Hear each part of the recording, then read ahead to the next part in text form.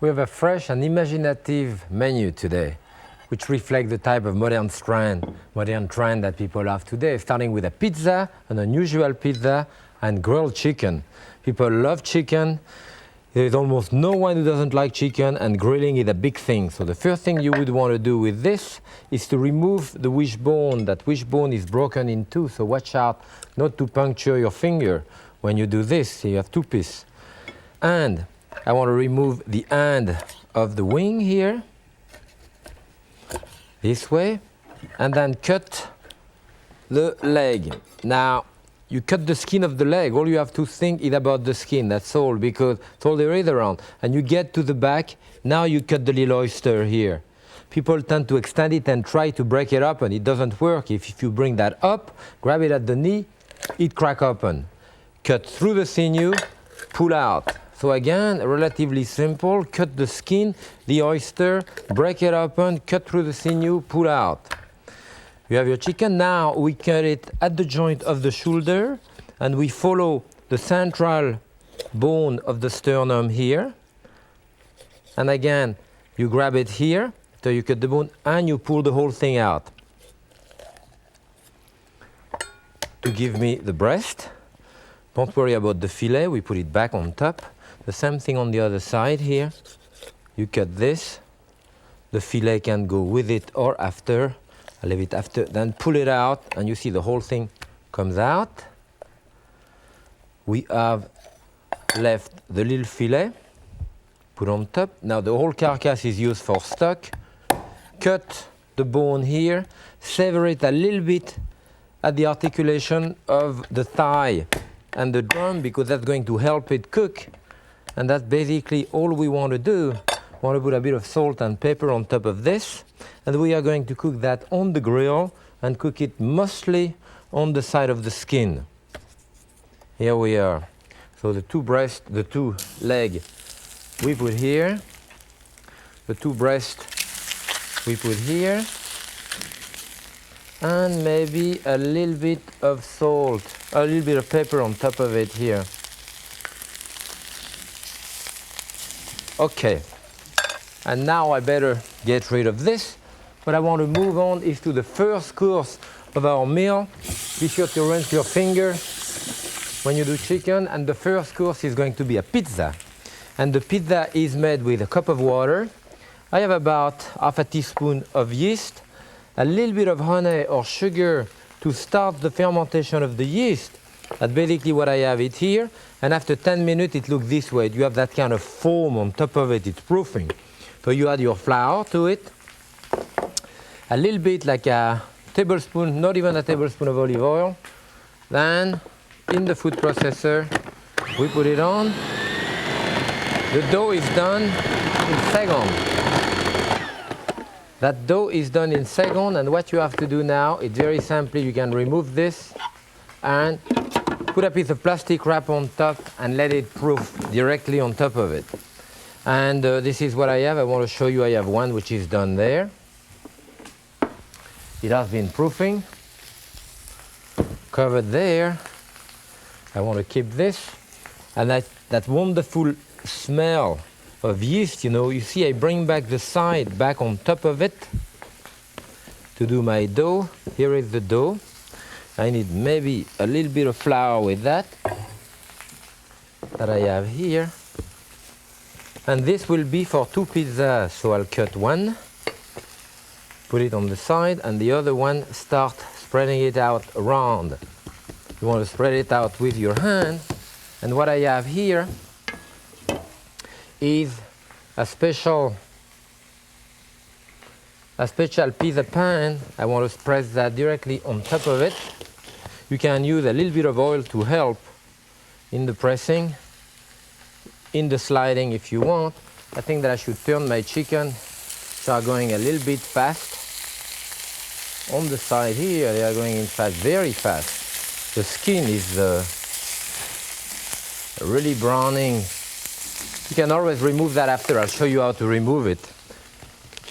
And we can spread this out to approximately 10 to 12 inch diameter, And what you want to do after that is simply place your plastic bag wrap on top of it and let it proof. It should proof for about an hour at least. And while this is proofing, I want to show you how to make the gravalax that we are going to serve on top of it.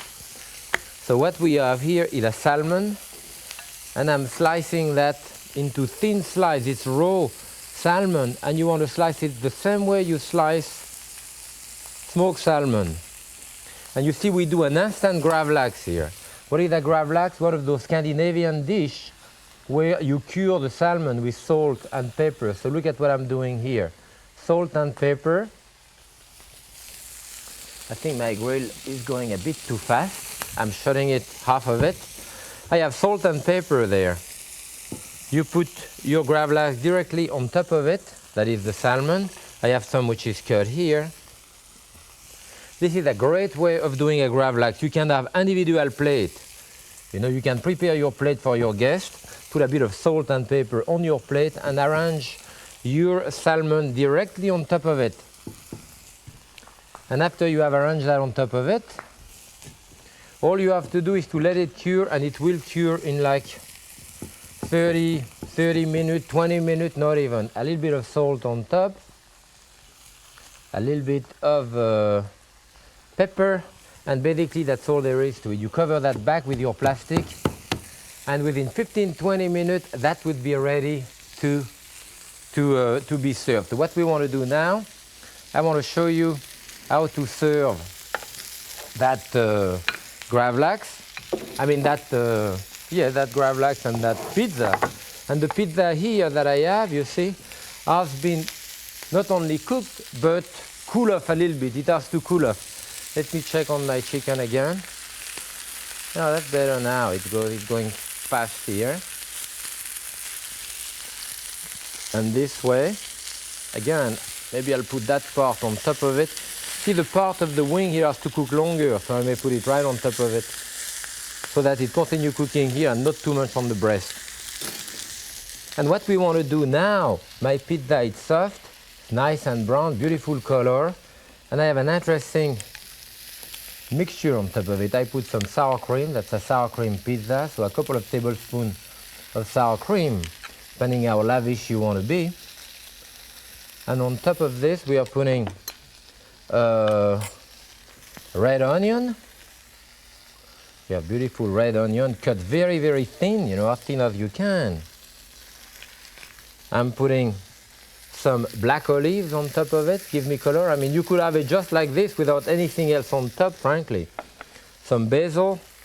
Look at the basil on top. Right there, you have beautiful color. You could have a couple of slices of tomato. You have another type of pizza. And then we put our gravalax on top of this. It is not cured completely, but 10-15 minutes it would be cured. Arrange that on top. You know, serving 1-2 slices per person. This is an original way of course, doing a pizza. And here it is. Maybe I'll put another slice right there. And you see on top of that, you could put, again, more red onion, more olive. Please think of terms of color, in terms of taste, balance of all of this. And of course, more basilic, more basil on top. I love basil. Put it all over the place. And if you want to be slightly more lavish, maybe a tiny bit of olive oil on top for richness, you know. And that's it. Just cut it into slices and enjoy it. And now with our grilled chicken, we're going to do a classic haricot vert. And the haricot vert, often called those tiny string beans, referred to as haricot vert in French, when you pick them young, are so tender and delicious. When I was a kid, we used to pick up the end where you have the stem here and break it and pull out the string. There was a string. At the end of that, we will break the other side, pull out the other side. There was a string on the other side. If you did not string your beans, you couldn't eat it. It's not necessarily nowadays. Those varieties have no string. You just cut the end, which is tough where the stem is. Those have been washed, and I put that in water. It used to be that we cook it in a lot of water too. Here I have a pound of string beans. I have only a cup and a quarter, cup and a half of water. And the reason for that, I want to do it this way so that I retain not only the greenness, the flavor and more of the nutrient, because by the time I finish cooking, there'll be basically no liquid left. I cover it also. We use not to cover it, but I want to cover it because I don't have too much water. Now look at my chicken here. You see the breasts of chicken that I can show you are still quite moist, barely cooked inside, but the end of it, you know, which cook longer, I keep it on the grill, as well as the dark meat, which is underneath. I place it there. This grill is really terrific. It's really hot, so I lower it to the lowest setting on one side, and at that point you could put it in the oven to continue, or put a bowl or something upside down. There is just a little bit of heat. It's going to continue gently to roast, to finish cooking. And during that time, I want to show you how to make a compound butter to put on top of the chicken. And the compound butter in modern cooking, it's not modern because it existed many years ago, what we do to replace like hollandaise or béarnaise or much richer sauce. And I want to show you how to do it with butter and how to do it with oil. I have tarragon here, and we're going to use a tarragon oil and a tarragon butter. As you can see, there is a difference between those two. This one has been blanched. That is, I drop those leaves in boiling water for about 10-15 seconds. You know, you can use a sieve, leave them out, rinse them under cold water, and they will be wilted like this. If you want to take this now and chop it very fine, put a bit of salt and put it in a little package in your freezer, it will stay bright green if you do it this way. If you don't do it, if you don't blanch it, and if you don't put that dash of salt, it's not going to work, it turns black. So what I do that, I put that in a little, you can call it a coffee grinder or a spice grinder, that small thing, and that turns very fast. And this is what we need here to chop. Put a little bit of oil, that's it, to put, to emulsify it into a puree, you know. If you do that in a food processor, it won't turn fast enough, but those spice grinders turn very, very fast. You can actually do a puree, you know, a green puree out of it. And those are very useful. In modern cooking, now a lot of people, a lot of chefs use those compound butter to flavor sauces, to flavor beans, to flavor meat, to flavor anything. So you ground it in this, of course, it won't have the bright green color that it should have at that point. The reason is that the little bit of oil that I put in it kind of emulsify at that point. But it's all right, you put more oil on top. You know, you can divide actually your oil. You can have olive oil as well as canola or whatever oil. This is a canola oil. And that type of mixture here, green, you can put it in a fancy bottle here that I had, and that will last for a week or more. And this is what I use to flavor chicken as I did, or fish. It goes very well with fish. Now the classic way otherwise of doing it is to do it with the fresh herbs that you chop and the butter, of course. So that you have to chop it by hand or with a machine. Here I'm chopping it by hand. But then it's not blanched. This one is not blanched. The most classic of the whole of the compound butter is going to be what we call le beurre maître d'hôtel. You know, the maître d' butter. And it's a mixture of chopped parsley, a dash of salt, a dash of pepper. You put a bit of lemon juice and your butter in it, fresh, sweet, unsalted butter. The lemon juice you put in it only if you're going to serve it pretty soon, because if you do it too much ahead, the lemon juice, the acetic acid, will tend to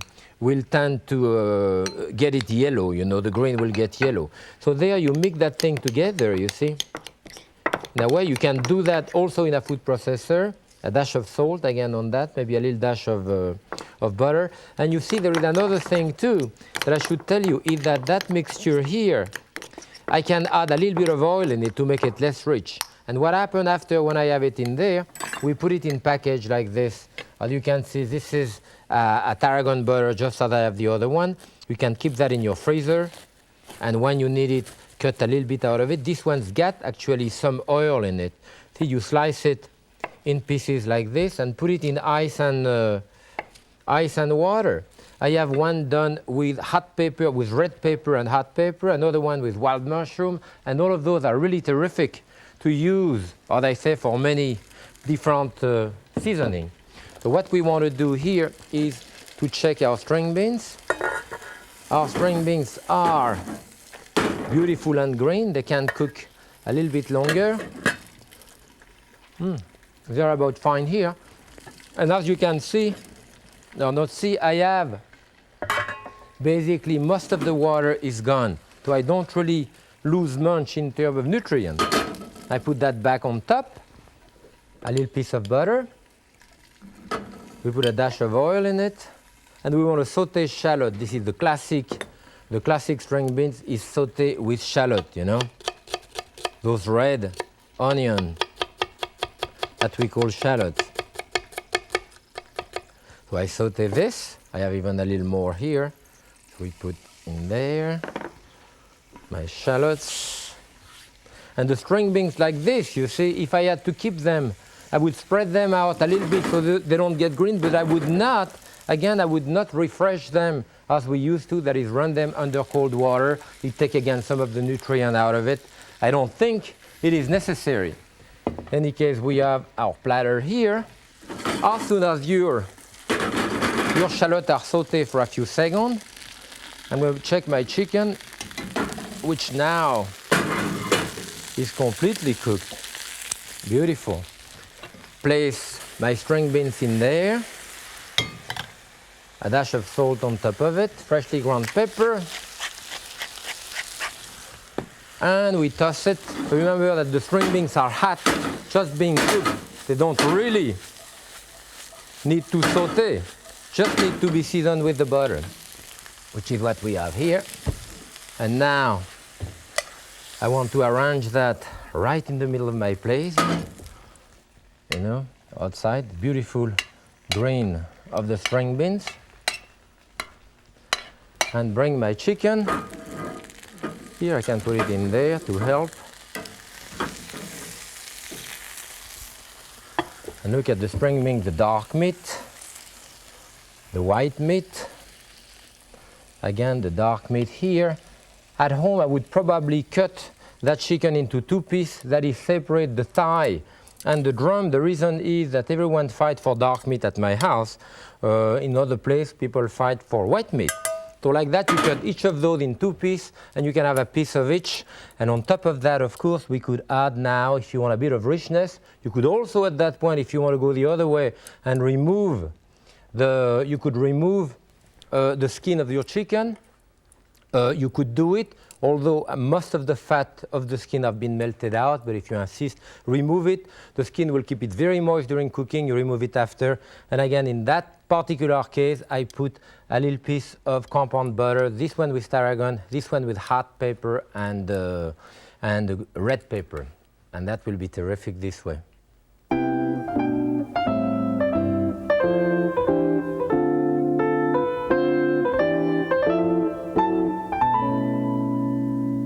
And after our grilled chicken, what better than a fresh salad from the garden? Actually, I have salad every day with my menu, but sometimes we do them a little bit special.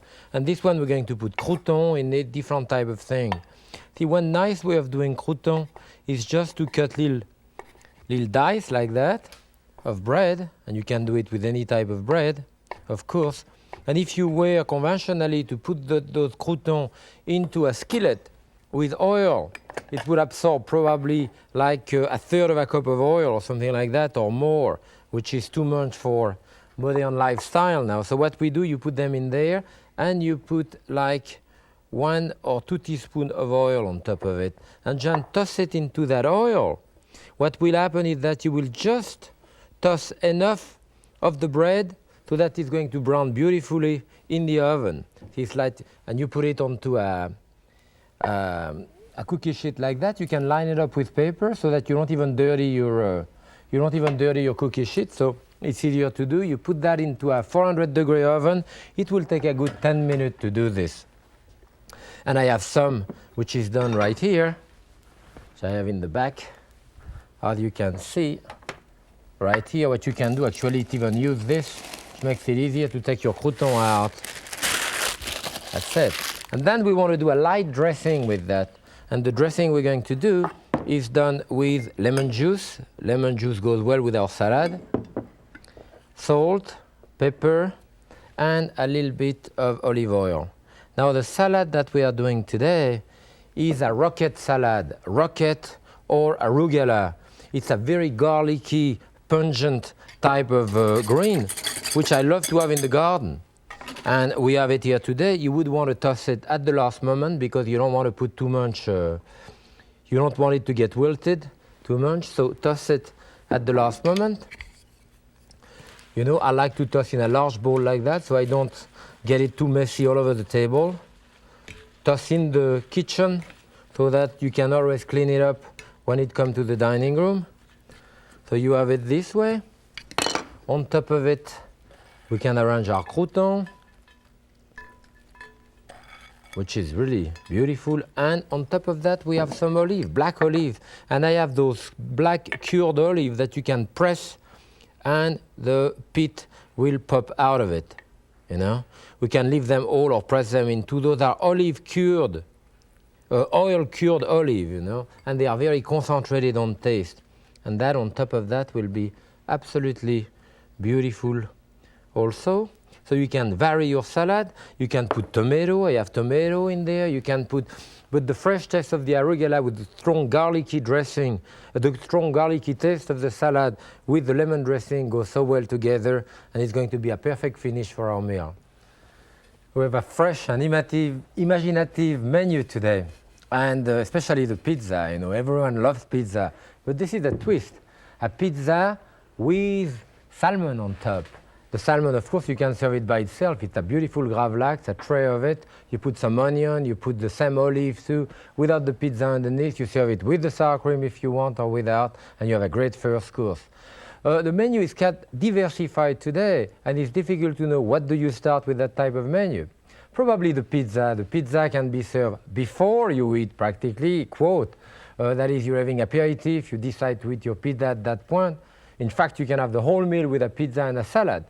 But try it this way, that pizza with the smoked, not the smoked salmon, but the gravlax rather, is really delicious. And then after that, our grilled chicken. Remember, we grill it very high on the grill, and the tiny string beans we call the haricot vert with the shallots in it. This is classic. And then our great salad with the crouton in it, the arugula salad. And we finish that meal with beautiful bowl of fresh fruit. And we have here, try to get to a farm if you are close to it to get the real nice fresh fruit. Follow the season, that when the fruit are at the best, the most nutrient, the cheapest, and of course the best to eat. And with that, we're going to have a Syrah tonight from the Santa Maria Valley of California. Again, and the Syrah is of course in the style of the wine of the Côte du Rhône in France. All the great Hermitage are Syrah wine. And I'm sure that type of spicy, full body, berry type of wine is going to be terrific with our meal today. Do it for your friend. I love to do it for you. Happy cooking.